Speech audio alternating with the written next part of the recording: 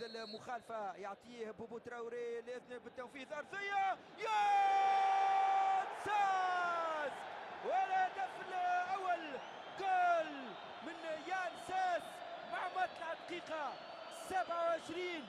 هدف لصفر لصالح الترجي الرياضي، الثالثة ثابتة.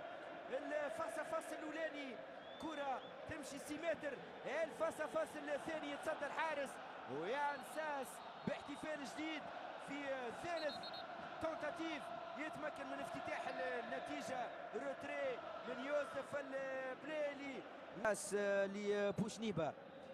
بوشنيبة رد بالك يا امان الله مميش، وهدف اولوازي، خطأ من امان الله مميش، واولوازي يعدل النتيجة في الوقت الضايع من هذا الشوط الأول.